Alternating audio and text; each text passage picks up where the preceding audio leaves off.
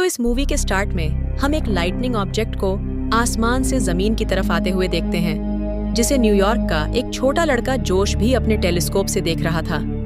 और वो बॉल तेजी से उस लड़के के घर में एक फिश बाउल में आकर गिरती है और तेजी से उस सारे पानी को अब्सॉर्ब कर लेती है, जिससे जोश हैरानी से देख रहा था। फिर नेक्स्ट सीन में मूवी में 3 महीने गुजर जाते हैं और हम दोबारा से एक बॉल को तेजी से जमीन की तरफ आते हुए देखते हैं। और ये बॉल पहले वाली बॉल से काफी बड़ी एक फायर बॉल थी, जो लिबर्टी आइलैंड के करीब पानी में क्रैश होती है। और जैसे उसकी आग बुझती है, वो बॉल एक सफेद सूट पहने आदमी के तौर पर नजर आती है। और वो आदमी बहुत अजीब तरह से चलते हुए सिटी के अंदर से गुजरता है और सब लोग उसे काफी अजीब नजरों से देख रहे होते हैं।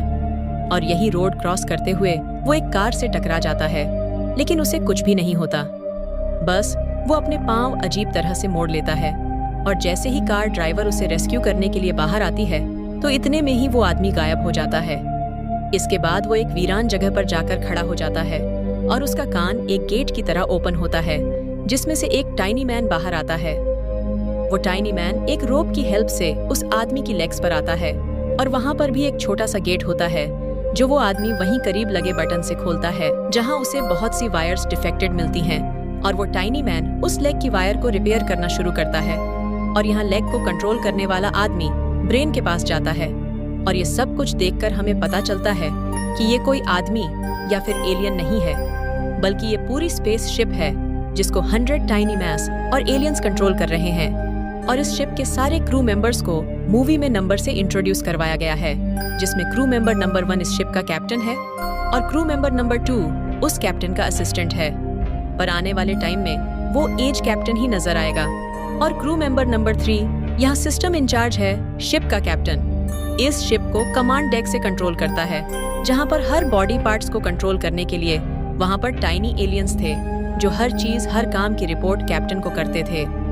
यहाँ रिपोर्ट में कैप्टन को सिस्टम इंजीनियर की तरफ से बताया जा रहा था कि एक्सीडेंट की वजह से यह शिप अब चल नहीं रही, लेकिन अर्थ के 2-3 दिन के अकॉर्डिंग ये शिप बिल्कुल ठीक हो जाएगी। और शिप का ट्रैकिंग सिस्टम भी खराब हो गया था।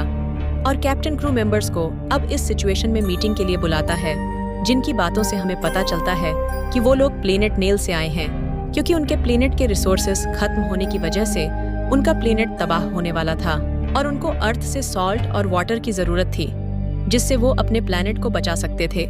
इसीलिए वो अर्थ ओशन से सॉल्ट और वाटर उस बॉल की हेल्प से कलेक्ट करने आए थे, जो उनसे गुम हो गई थी। और जिस बॉल को हमने जोश के पास देखा था, और उस बॉल का नाम अर्ब था, और वो लोग उस बॉल को ढूंढने के लिए ही यहाँ पर आए थे। अर्थ सी सॉल्ट नील प्लेनेट को सालों तक एनर्जी दे सकता था, इसीलिए उन्होंने अर्थ पर आने का डिसाइड किया। अब यहाँ जोश अपनी विंडो से उस ह्यूमन लाइक शिप को देख लेता है और जल्दी से अपनी मॉम को बुलाता है, जो वही लड़की थी जिसकी कार से उस शिप का एक्सीडेंट हुआ था।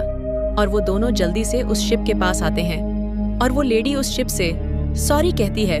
शिप के अंदर एलियंस पहले तो उसे देखकर घबरा जाते हैं, क्योंकि बेशक वो शिप बाहर से इंसान जैसी लगती थी, लेकिन उसको कंट्रोल करने वाले एलियंस ये बात नहीं जानते थे कि वो कैसे ह्यूमंस की तरह बिहेव करें। और अभी वो किसी इंसान से फर्स्ट टाइम ही बात करने वाले थे और इस काम के लिए वो करने की कोशिश करता है।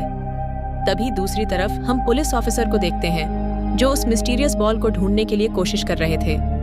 वो लोग उस जगह पर जाते हैं जहां पर वो शिप लैंड हुई थी और उन्हें किसी आदमी के फेस इंप्रेशन मिलते हैं, जिससे उन्हें ये पता चल जाता है कि वो कैसा दिखता है। और पूरे शहर में उसको ढूंढने की कोशिश की जा रही होती है। और यहाँ वो ह्यूमन शिप उस लेडी से बात करने की कोशिश कर रही होती है, लेकिन जैसे ही वो शिप उस लेडी से बात करने की कोशिश करता है, तो फ्रीक्वेंसी ज्यादा होने की वजह से आसपास की चीजें टूटने लगती हैं। फिर फ्रीक्वेंसी सेट करने की वजह से वो शिप उस लेडी को कहता है, आई एम ओके। फिर वो लेडी जोश को स्कूल भेजकर उस शिप को अपने घर इनवाइट करती है और शिप का कैप्टन उस लेडी से बात करते हुए खुद को डेव नाम से इंट्रोड्यूस करवाता है। और ये नाम उन्होंने अभी सर्च किया था और अब से हम भी शिप को मूवी में डेव कहकर ही बुलाएंगे। डेव की आइज से शिप के क्रू मेंबर्स जोश की एक पिक्चर देखते हैं, जिसमें उन्हें उनकी गमी हुई बॉल नजर आती है। यहाँ जोश की मॉम डेव को बताती है कि ये बॉल जोश ने अपने साइंस एग्जीबिशन में दिखाई थी और अब डेव के अंदर के लोग जोश की लोकेशन को ट्रेस करते हैं और डेव लेडी को एक्सक्यूज करते हुए वहां से चला जाता है और डेव की मूवमेंट को यहाँ पर क्रू नंबर 2 कंट्रोल कर रहा था, जिसको इंसानों पर बहुत गुस्सा आता था क्योंकि कोई भी यहाँ पर रूल्स एंड रेगुलेशंस को फॉलो नहीं करता था, क्योंकि यहाँ पर हर कोई रूल्स एंड रेगुलेशंस के खिलाफ ही चल रहा था।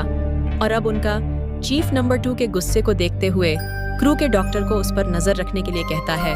और जब डेव एक पार्क के सामने से गुजर रहा होता है तो सारे बच्चे उसकी ड्रेसिंग को देखकर उसे आइसक्रीम मैन समझते हैं। इसीलिए डेव अपने कपड़े चेंज करने के लिए एक मॉल में जाता है और अब उसे कपड़े खरीदने के लिए भी पैसे चाहिए थे। इसीलिए वो अपने हाथ पर लगे स्कैनर की मदद से पैसों को स्कैन करता है और ड्रेसिंग रूम में जाकर अपनी बॉडी से उन पैसों के सेम प्रिंट निकालता है।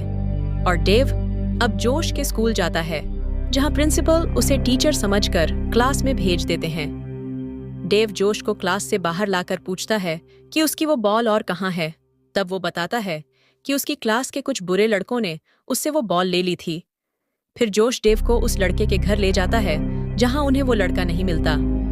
फिर वो जोश के घर ही वापस आते हैं और जोश को डेव के साथ टाइम स्पेंड करके काफी अच्छा लगता है। और तभी वहां जोश की मॉम आकर डेव को अपने घर डिनर के लिए रोक लेती है। तब डेव का कैप्टन ये बात मान लेता है, क्योंकि उसे बाहर अभी खतरा था।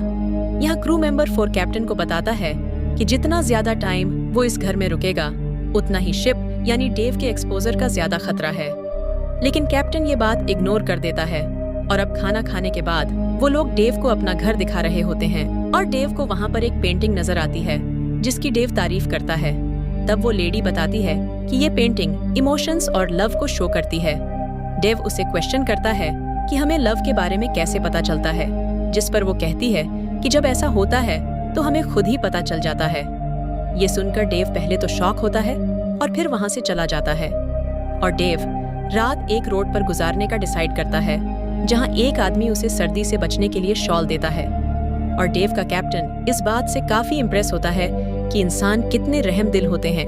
और यहाँ सब एलियंस को रियलाइज होता है कि ह्यूमंस एलियन से ज्यादा एडवांस्ड है। और शिप यहाँ एक रात के लिए रिटायर हो जाती है, यानी डेव सो जाता है।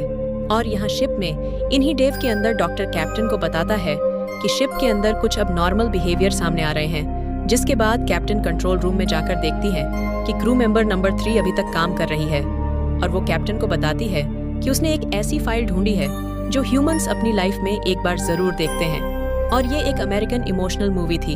और कैप्टन और नंबर 3 वो मूवी देखते हैं जिसके एंड पर वो दोनों रो रहे थे। इसके बाद कैप्टन और नंबर 3 सोने के लिए चले जाते हैं। नेक्स्ट मॉर्निंग डेव की बैटरी सिर्फ 20% पर रह गई थी और पुलिस उसे ढूंढ रही थी। यहाँ पर हम देखते हैं कि डेव जोश के साथ पार्क जाता है। वहाँ ट्रेन राइड लेने के बाद हॉट डॉग ईटिंग कंपटीशन में पार्टिसिपेट करता है और कंपटीशन जीतने पर मिलने वाला सॉफ्ट टॉय वो जोश की मॉम को गिफ्ट देता है। और यहाँ से बाहर निकलने पर डेव देखता है कि जोश को तो कुछ बच्चे परेशान कर रहे हैं।